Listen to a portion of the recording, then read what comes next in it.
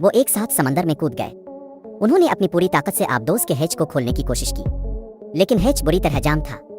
उन्होंने तमाम ऑक्सीजन इस्तेमाल कर ली, लेकिन इसे खोल नहीं सके। इस नाजुक लम्हे में जॉनसन ने हैच को थोड़ा सा खोलने के लिए अपनी पागलपन की ताकत का इस्तेमाल किया, लेकिन इससे पहले कि वो सांस लेते एक 10,000 वोल्ट की बिजली उनकी तरफ आई। वो दोनों आंखें खोले वहीं खड़े थे। शुक्र है कि इन दोनों में हल्की सी अंगूठी थी।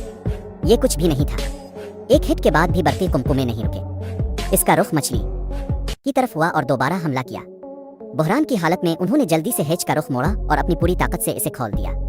फिर वो आबदोस में कूद गए और जान बचाने वाले हमले से बचने की कोशिश की। फौरी तौर पर उन्होंने जादू के अमले के साथ हैच खोल दिया और लाइट के साथ आबदोस का प्रेशर बटन दबाया। पानी की सतह गिरते ही वो कुछ देर आराम करने के काबिल हो गए। थोड़ी देर बाद उन्हें पता चला कि आबदोस सिर्फ 3 सेकंड तक चल सकती है। इसके अलावा कोई रास्ता नहीं था। जॉनसन को कंट्रोल रूम में जाकर उसका मुआयना करना पड़ा।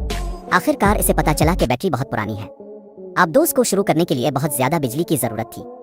इसी दौरान बाहर की रोशनी ने इसकी तवज्जो मबजूल कराई और जॉनसन ने एक होशियार मंसूबा बनाया। इसके बाद डिच ने बर्फी यल को रोशन करने के लिए एक मजबूत रोशनी का इस्तेमाल किया। जॉनसन ने तारों का इस्तेमाल किया और हर चीज को जोड़ दिया। जैसे ही एल नमूदार हुई, जॉनसन ने इसे हल्का झटका देने के लिए अपनी पूरी ताकत इस्तेमाल की।